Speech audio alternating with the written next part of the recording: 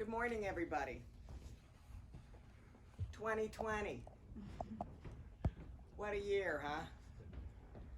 Reminds me of an ancient Chinese curse I once heard. And that curse says, "May you live in interesting times." Well, like it or not, we're living in interesting times. So I'd like to give you a little recap of how these interesting times have affected our club from a financial perspective. And I'd also like to give it to you from my perspective, serving as your treasurer, chairperson of your finance committee, and also co-chair of strategic planning. So this was our second year operating as a member-controlled club. And we've got all these governing documents, and they all identify the duties and obligations of the board. And the primary obligation of the board is to manage Martis Camp as a first-class club and to maintain the amenities in an A+ condition. That sounds great for normal times, but somebody needs to tell us what's normal these days. What none of us planned on was a worldwide pandemic that was going to add the responsibility to the board of protecting the health and safety of members, ambassadors, and trying to limit the spread of a virus that was viciously contagious, and we didn't know where it was going to be going next. I know that wasn't in anybody's job description, and certainly when we signed on the board, we didn't have to have the expectation that we were going to be doing that. So the first 2 months started out pretty normal operations.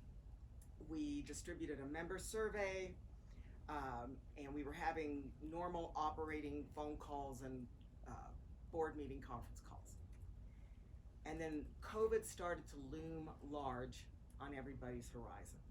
So I look back at my notes, it was March 5th when I sent a message to the board asking everybody to jump on a conference call to discuss the results of the survey.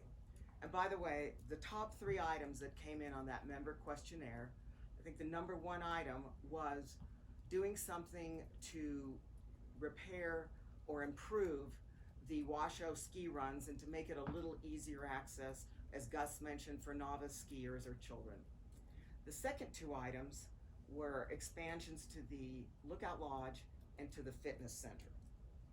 Well, all of a sudden, with COVID emerging, the discussions rapidly were railroaded by COVID protocols. What did we have to keep open? What were we able to close? Was it safe to go in the swimming pool? Were we going to run out of toilet paper? What about masks? We had discussions about where do we get masks, and do we need to hire the guys in the hazmat toxic suits that come out and spray disinfectant on all the surfaces? There were so many questions. It became really evident that strategic planning and capital expansions were going to have to take a temporary back seat to club safety. So we sent out in some of the subsequent newsletters to homeowners some announcements that we were temporarily putting strategic planning on hold.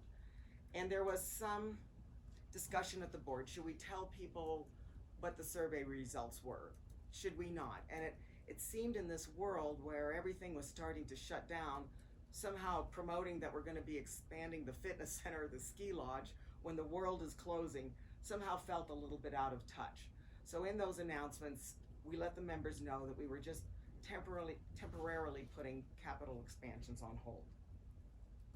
From my perspective, as your treasurer and chairperson of the finance committee, it was becoming very evident to me that major sources of revenue for the club were shutting down. And all of a sudden we were losing big money makers, banquets, weddings, golf guest fees, dining, bars, so many things that bring income and operating revenue to the club were all of a sudden going away. So Christine, our controller, we kept her busy running a lot of stress test analysis, and she was running pro formas, and we were giving her a lot of assumptions. This was uncharted waters. So we needed to know what happens if our operating revenues go down 25%, 50%, 100% in some departments for part of the year or all of the year. We didn't know what this was going to look like, and frankly, my concerns went from capital expansions to, do we have enough cash in the club to sustain us through the year, or are we going to have to be going out to the members for some kind of an assessment? And even though we were shutting down a lot of facilities, we still have a lot of fixed and ongoing costs, whether amenities are closed or not. Maintenance, housekeeping, taxes, insurance, leases, payroll, utilities. And so I was concerned that we had the funds to cover all of those expenses. So we kept Christine busy running all kinds of pro formas to try to give us some comfort that we were going to be okay. While she was doing that, part of the cash management process for us as the board was payroll. As so many businesses were doing, we sent our ambassadors and employees home to shelter in place. The board unanimously agreed to pay the ambassadors through the end of the spring season. But for how long could we continue to do that? We didn't know how long the shutdowns were going to last. We didn't know how long this was going to continue.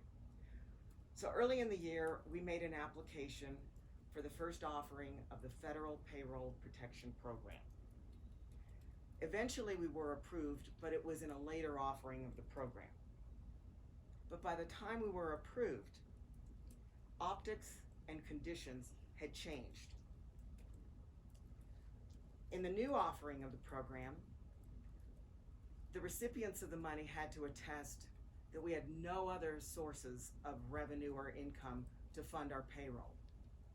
The board had another meeting, we discussed it again, and we felt that there was a very high risk of unwanted negative exposure for the club. We were possibly putting the club at risk of federal audits, and so reluctantly, we decided to decline the money. In the meantime, Christine is still working hard, and she's running all of those stress tests and cash flows. And it appeared that we were going to be okay. It appeared that we were going to end the year with enough cash.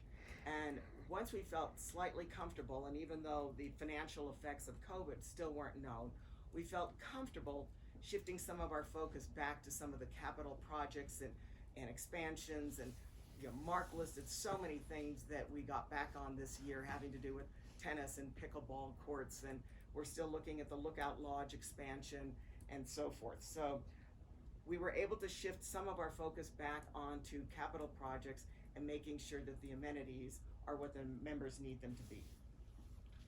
I'm happy to report on a financial front, even with all of the shutdowns through September, our club revenues from operations are $4.7 million. Now for comparison, in our business plan for the same time through the first 9 months of this year, that $4.7 million is a reduction. It's lower than what we had in the plan by about $2.3 million. Now that's not a small amount of money. That's a significant drop in revenues. That's about a 32% drop. On the good side, because we had so many closures and reductions to services, we were able to offset that reduction in revenues by savings in costs and expenses. And the management and staff did an outstanding job of limiting unnecessary expenses when we didn't know what this world was going to look like. So I think in the fourth quarter, we're going to continue to see some operating losses because, as you all know, our revenue generating facilities are still operating at restricted capacity. But our annual dues are intact. We had a very busy real estate year, so we had a positive, favorable upside with transfer fees. So I do feel comfortable projecting that at the end of the year, we're going to land with a reasonably positive cash flow, positive balance, and positive cash balance. And despite all of the COVID landmines that we had to step around, the club is in very good shape. During this year, we also had an audit. It was conducted by McClintock Accountancy Corporation. They're an outside CPA firm. They undertook an extensive audit for 2019. This was a really critical audit for us because 2019 was our first year operating as a member-owned entity. We met with the auditors, Gus, Neil, Mark, myself, Christine. We spent several hours reviewing every line item of their financials, every line item of their report. I'm very pleased to announce they rendered a clean opinion.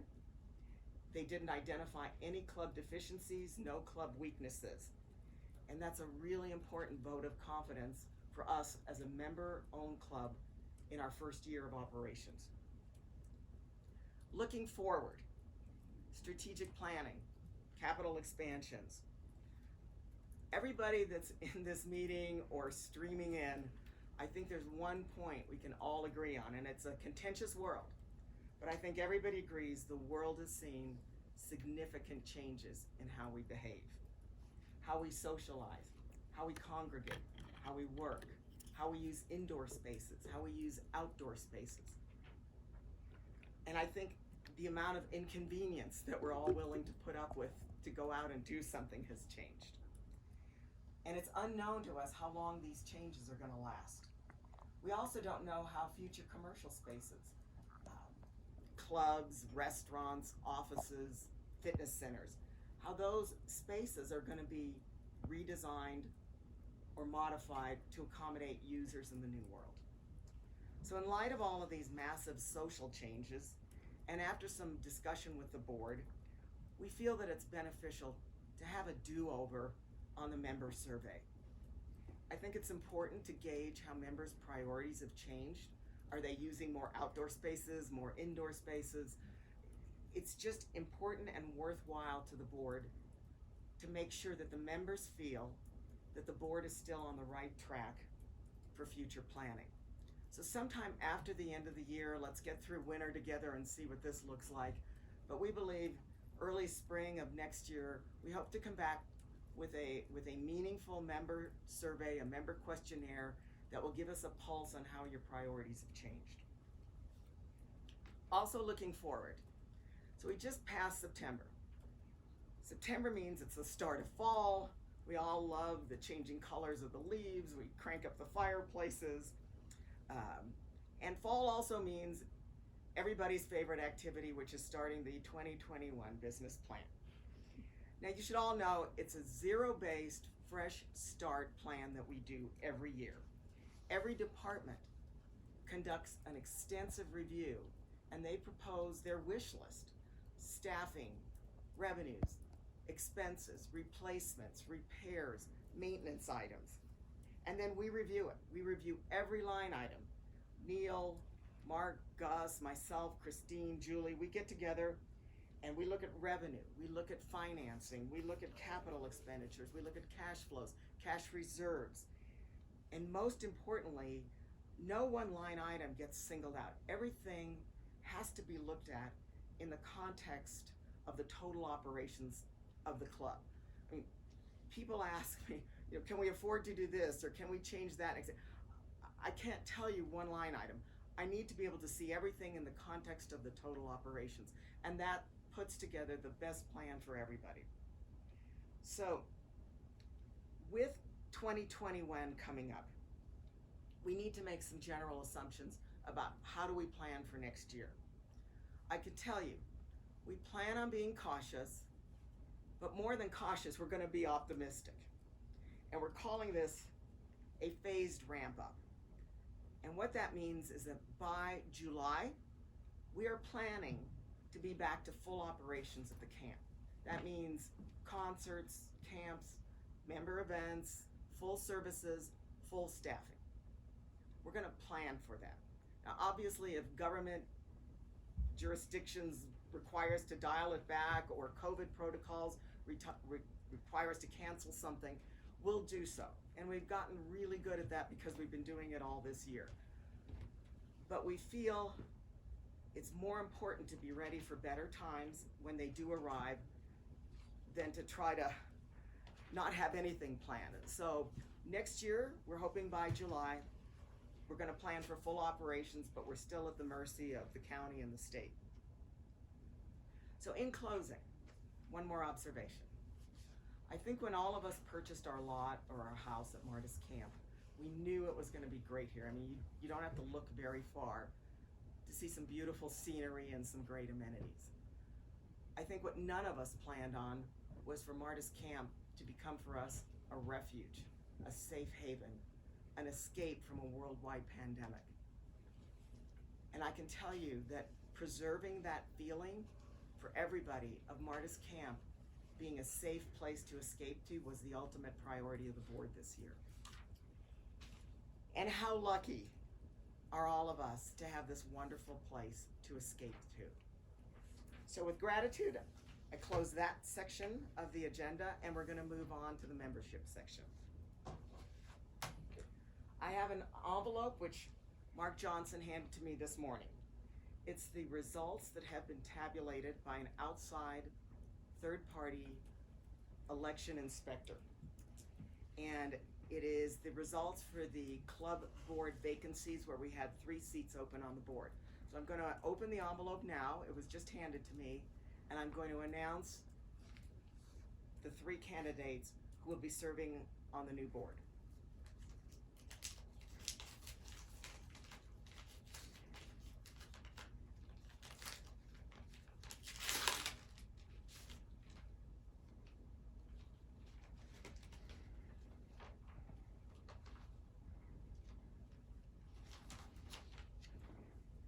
So it's a inspector of election report just saying that we had a quorum and how they took the appropriate procedures to tabulate these results.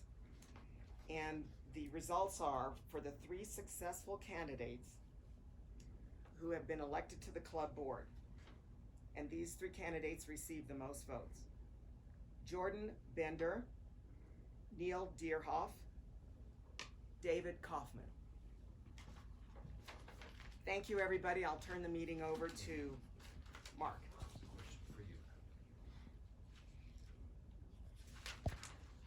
Do we have a question? Do we have a sense of what the potential new expense will be to the club if Prop 15 passes? Thank you. And that's from Mr. Jim Dakota. We've had several meetings. We met with some tax consulting firms. What's unclear about Prop 15 is there's several different methods by which they can assess the value of the club. And there's an income method, a cost method, and a market value method. And all of those methods are at the discretion of the tax assessor's office. So I was hoping to get some kind of a dollar impact to the club members of what would happen to us if Prop 15 passes. But unfortunately, with so many different methods to assess the club, I don't have a way to tell you what the impact would be. We know it will be large. One of the scary things that came out of that Prop 15 meeting with our tax consultant is initially when I read the proposition, I thought that a club could be reassessed every 3 years. And that's not the case. It's a minimum of every 3 years. So that means they can reassess the value of a club every year if they choose to do so. And Neil, did you have any other thoughts on trying to assess the impact? It's a function of the methodology of the county. Yeah, I don't know if you heard that. Neil agreed that it's a function of the methodology of the tax assessor's office, and we have no way right now of knowing which methodology they would use. Any other?